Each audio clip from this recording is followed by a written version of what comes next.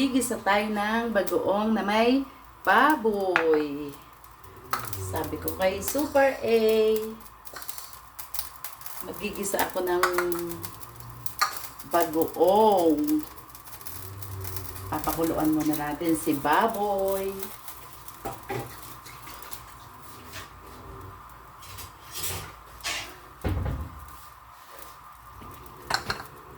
Ayan. Tanggalin natin to para kitang-kita ang ating niluluto. Ayan.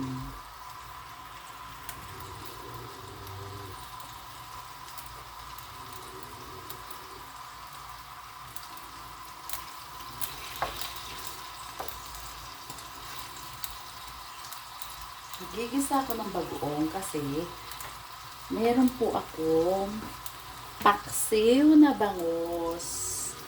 Ayan po ang aking paksiw na bangus. Ayan.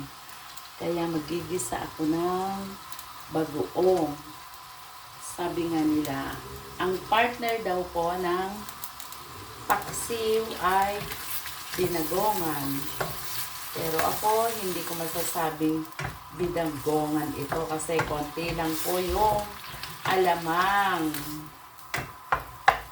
Yan. Takpan muna natin.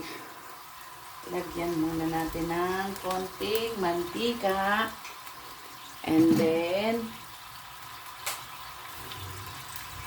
takpan natin.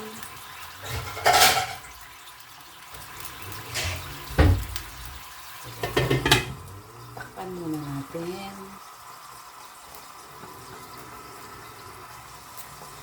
Yan, malambot na ang ating karne.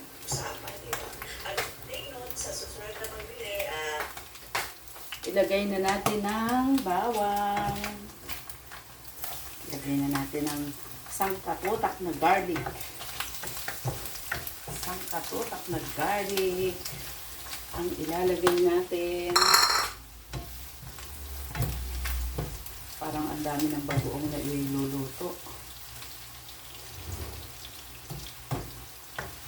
Ano po ba kayo po ba ganito din ang ginagawa nyo? Pagka may paksiw, kailangan may binagongan. Binagongan baboy. Kaya sorry na lang, Super A. Binagongan baboy at paksiw ang ulam.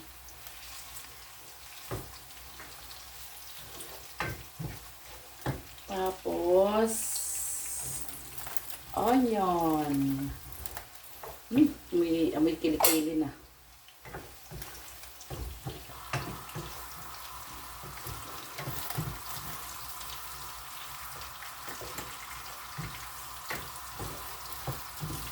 Mabilin na.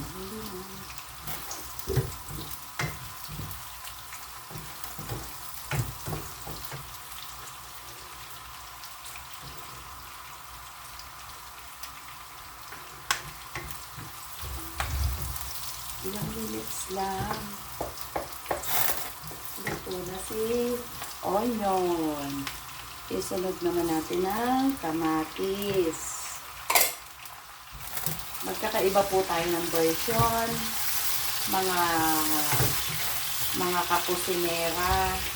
Hindi po tayo pare-pareho ng version sa pagluluto. Kaya po huwag kayong magbabas.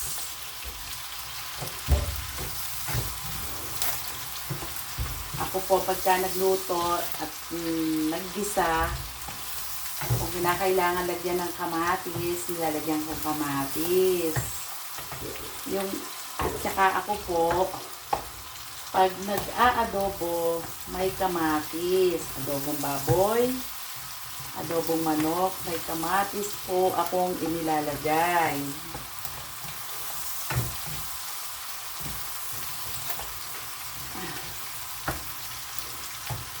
Pagka po tayo nagluluto at may kamatis, yung sibuyas, ganon, kailangan po lutong-luto yan.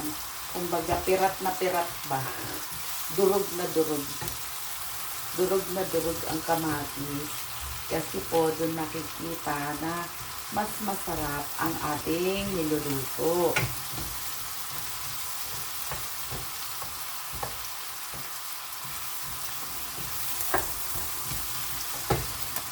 At ilagay na po natin ang alamang. Mga kakusinera, ang alamang ko po ay sariling gawa. Ako lang po ang gumawa niyan.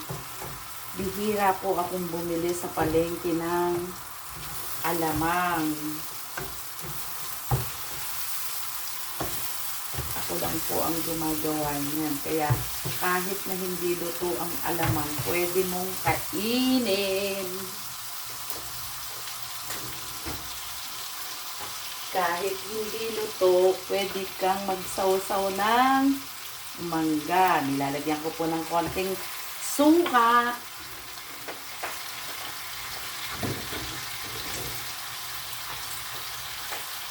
At konting sugar.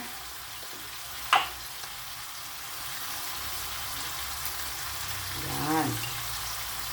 Konting sugar.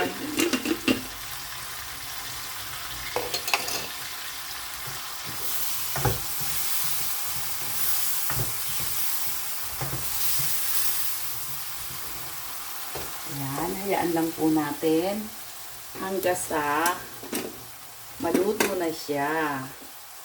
Yun lang po ang aking ginagawa. Tayo po ay magliligpit na.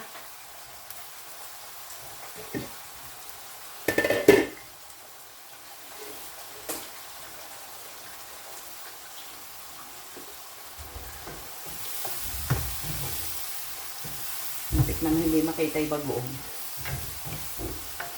Parang ginisang baboy lang. Parang ginisang baboy lang ang aking niluluto.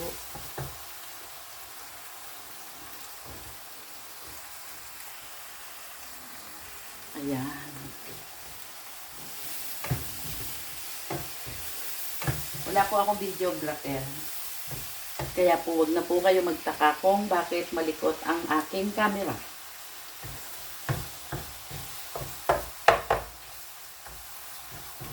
Hayaan lang po nating magmantika.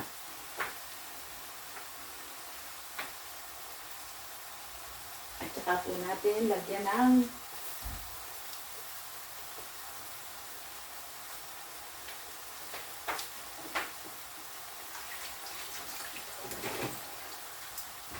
dalawang siling green.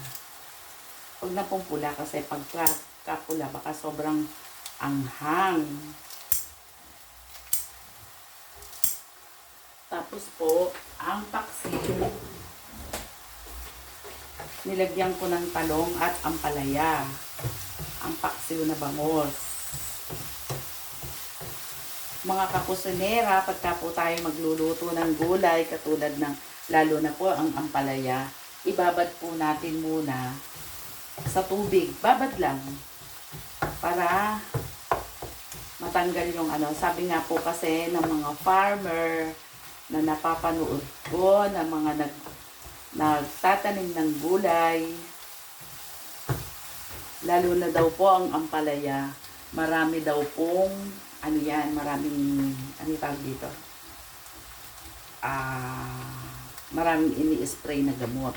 Natapos na ang ating ginisang alamang.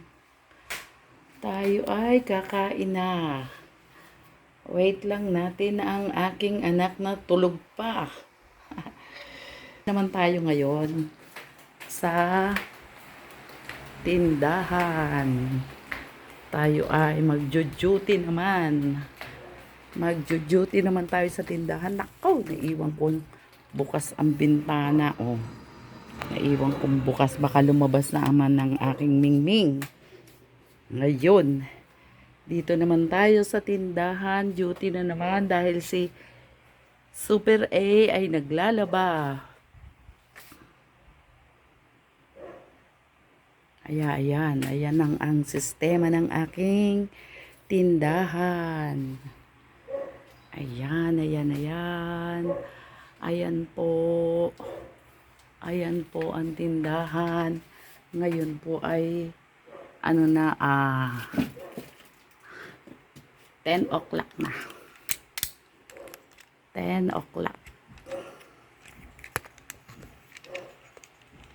11 na pala. Mali pala ako. 11 na. 11 ng tanghali. Tapos nang mamili ng mga paninda ang aking mga suki. Meron man paunti-unti na lang. Ano? Marlboro Lights is Marlboro Lights.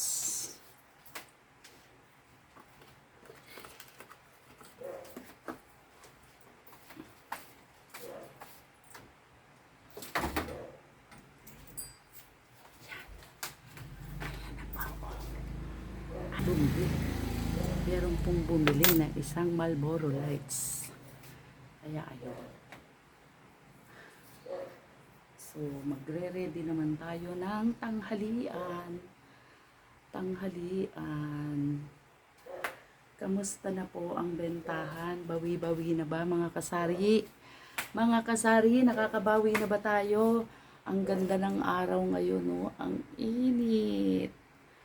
Sobrang init. Tama-tama, naglalabas si Super A.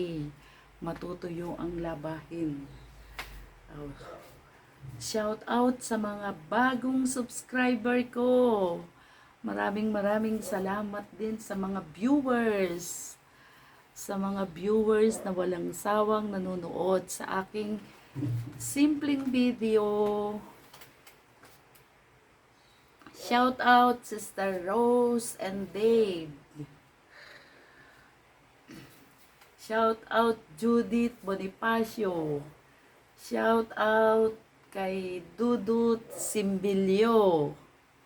At saka po sa hindi ko pa nababanggit sa mga nagko-comment,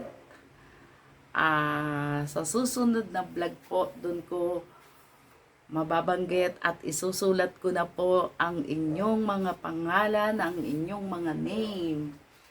Thank you po sa bagong subscriber. Bye-bye. I love you all. See you next vlog.